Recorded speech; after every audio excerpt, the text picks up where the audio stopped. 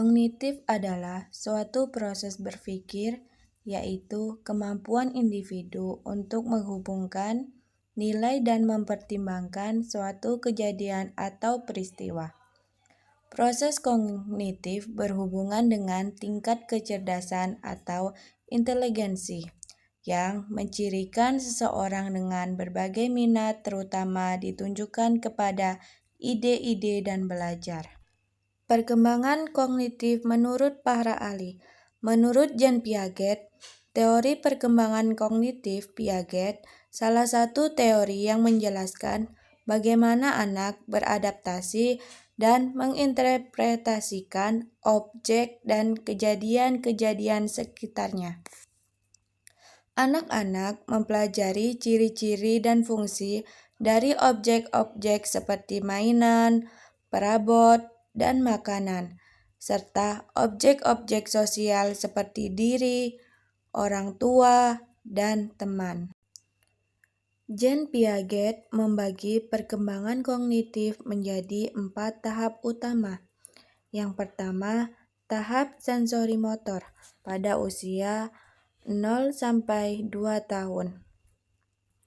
Pada tahap ini, anak belajar melalui interaksi langsung dengan lingkungannya, menggunakan indera dan gerakan fisik. Yang kedua, tahap praoperasional pada usia 2-7 tahun. Anak mulai menggunakan simbol seperti kata-kata dan gambar untuk mewakili objek dan ide. Namun, pemikiran mereka masih egosentris, artinya mereka sulit memahami sudut pandang orang lain. Yang ketiga, tahap operasional konkret. Pada tahap ini, usia anak sampai 7-11 tahun. Anak mulai berpikir logis tentang objek dan peristiwa nyata. Tetapi mereka masih kesulitan dengan konsep abstrak. Yang keempat yaitu tahap operasional formal. Pada tahap ini, usia anak mencapai 11 tahun ke atas. Pada tahap ini, anak sudah mampu berpikir secara abstrak dan logis, serta mampu memecahkan masalah secara sistematis. Adapun perkembangan kognitif menurut Vygotsky. Menurut Vygotsky, fungsi kognitif berasal dari interaksi sosial masing-masing individu dalam konsep budaya meskipun tetap dipengaruhi usia seseorang. Namun pengaruh tersebut digunakan Vygotsky untuk menyesuaikan stimulasi lingkungan dengan usia anak. Selanjutnya, prinsip-prinsip dasar teori belajar kognitif. A. Pembelajaran merupakan suatu perubahan status pengetahuan. B. Peserta didik merupakan peserta aktif di dalam proses pembelajaran. C. Menekankan pada pola pikir peserta didik. D. Berpusat pada cara peserta didik mengingat, memperoleh kembali, dan menyimpan informasi dalam ingatannya.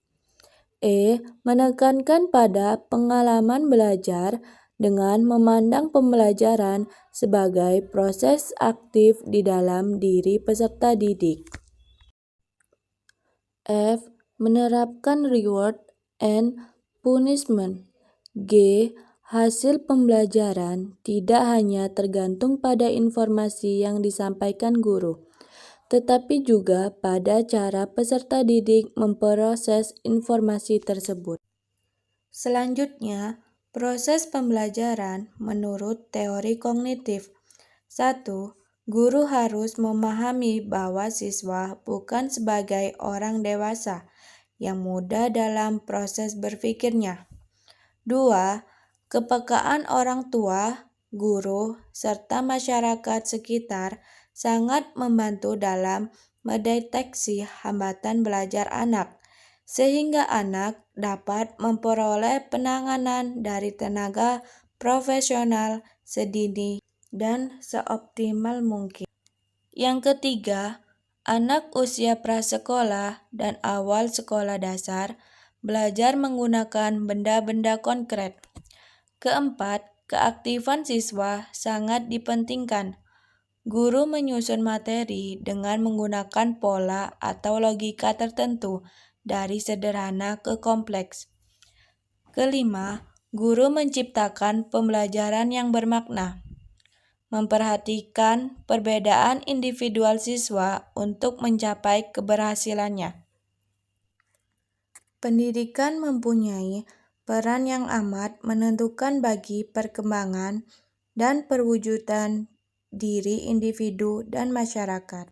Adapun kelemahan dan kelebihan teori belajar kognitif dalam proses pembelajaran. Kelebihannya: A. Menjadikan siswa lebih kreatif dan mandiri. B. Pada metode pembelajaran kognitif, pendidik hanya perlu memberikan dasar-dasar dari materi yang diajarkan. C. Metode kognitif ini mudah untuk diterapkan dan juga telah banyak diterapkan pada pendidik di Indonesia dalam segala tingkatan. Adapun kekurangannya yaitu: A.